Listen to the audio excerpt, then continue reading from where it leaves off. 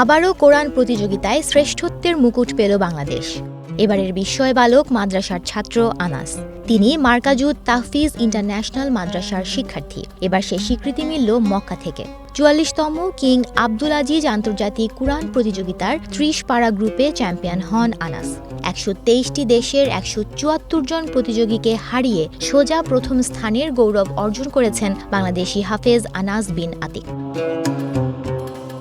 আনাস আল্লাহর কাছে কৃতজ্ঞতা প্রকাশ করে বলেন, এটা তার জন্য অনেক বড় অর্জন। মসজিদুল হারাম, যা কিনা আল্লাহর ঘর হিসেবে বিবেচিত, সেই ঘরে ১২৩টি রাষ্ট্রের মধ্যে প্রথম স্থান অধিকার করেন তিনি।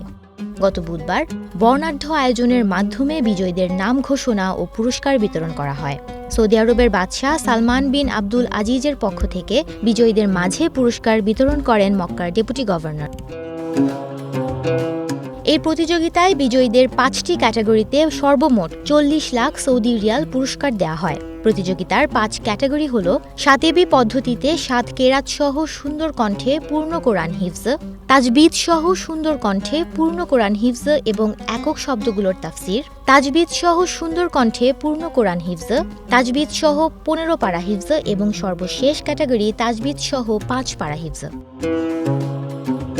এবারের প্রতিযোগিতায় ভিন্ন গ্রুপে ২ জন হাফেজ বাংলাদেশের প্রতিনিধিত্ব করেছেন। ৩০ পারা গ্রুপে প্রথম স্থান অর্জন করে হাফেজ আনাস সম্মাননা ক্রেস্ট সহ নগদ ২ লাখ রিয়াল পুরস্কার লাভ করেন। আর হাফেজ মুয়াজ মাহমুদ ১৫ পারা গ্রুপের প্রতিযোগী। তিনি সম্মাননা ক্রেস্ট ও নগদ ১.৫ লাখ রিয়াল পুরস্কার লাভ করেন। এর আগে ফেব্রুয়ারিতে আলজেরিয়ায় অনুষ্ঠিত এক প্রতিযোগিতায় অংশ নিয়ে তৃতীয় স্থান অর্জন করেছেন আরেক বাংলাদেশি হাফেজ বশির আহমেদ।